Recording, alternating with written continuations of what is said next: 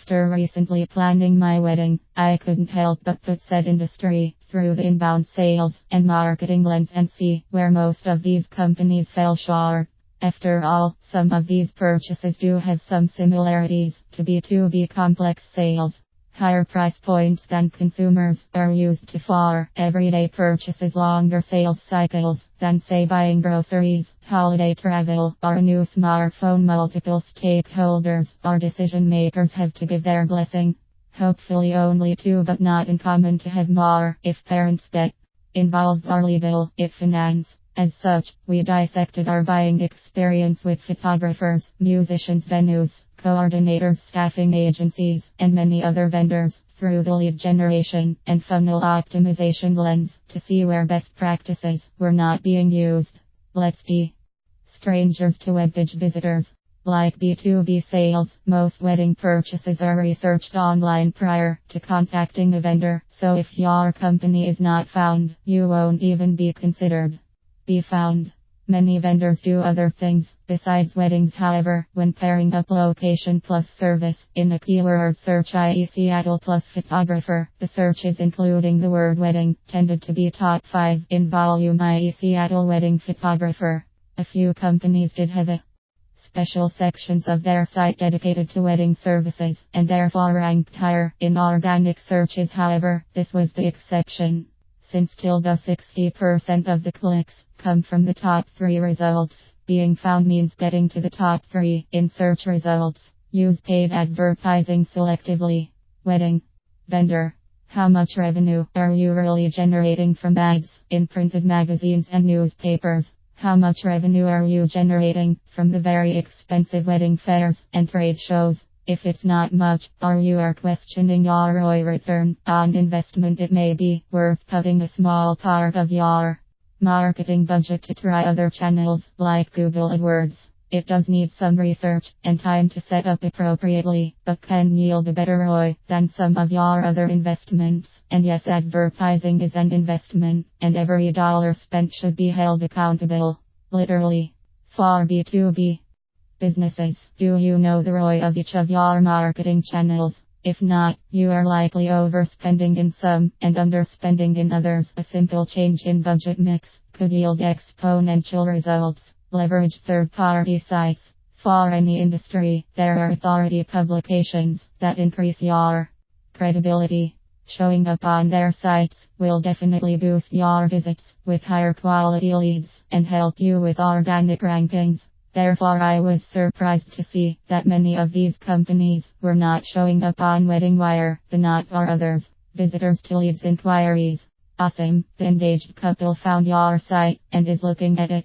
What are they likely thinking through now? Answer. A. Whether to go back to the search results, or B. Get more information on you. Make it easy for them to take the next step so that they don't choose option A. Use proper website design. Too many of these websites had poor design. Too much copy, disorganized, poor layout, unclear value proposition, etc. If you are a photographer, they probably want to see a few images. If you are a limo company, they probably want to see your fleet. If they are satisfied, they probably want to go ahead with a quote or get more information, which leads me to include calls to action. What's the next step? Make it easy for them to figure it out. Even better, spell it out. Request a quote, more information, or get pricing. Buttons are probably what they're looking for. Most sites had the next step buried among unnecessary information. In fact, one transportation company didn't even have a pricing page or a request a quote form. You had to call, and they sent you to voicemail. This is what marketing Sherpa would call friction, which is a force preventing your potential customer from actually becoming a customer. Make it easy for them to move forward. They're busier than ever before. Shorten your forms. This was another lead generation miss and source of friction. Do you really need to know my fiance's information to get a transportation quote? Think really hard about what kind of information you really need to take your visitor to the next step. Take a break, think again, and make the list shorter. This happens often in traditional B2B, as well as companies are asking for industry, job role, mailing address, and many other things just shy of blood type before giving access to a two-page white paper. There's a clear imbalance in this non-monetary transaction. Leads to customers. You now have the leads information. This means your company has been shortlisted.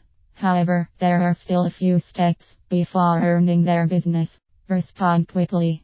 One of the most overlooked gaps that companies have is that they take too long to respond. Partly because they don't know what is too long, and partly because internal processes don't allow them to be quicker. What is too long? Weeks is unacceptable, days is wasting your resources, and hours could mean that the prospect is back to other priorities besides booking your services. Dr. Oldroyd from Kellogg is quoted in this Forbes article saying that the odds of contacting a lead, if called in 5 minutes, are 100 times higher versus 30 minutes. Our wedding vendor experience varied dramatically. On one end, a shuttle bus company responded within 10 minutes during the weekend. On the opposite end, a staffing company took 3 weeks to respond. Yes, I sent them the Forbes article. Call with persistence. Even if you are responding quickly, you will not get 100% of the leads on the phone. Don't leave a message. Most likely, you are better off dialing a few times over multiple days until you get the prospect on the phone. Most of these companies left a voicemail, effectively leaving the work to make contact on the customer and moved on. The sales rep probably thought that their job was to call and check the box, not to close the sale. The same study from the Forbes article found that the average company dials 1 to 2 times. However, if you want to reach someone, make 9 to 10 dials, not 1.3 customers to promoters.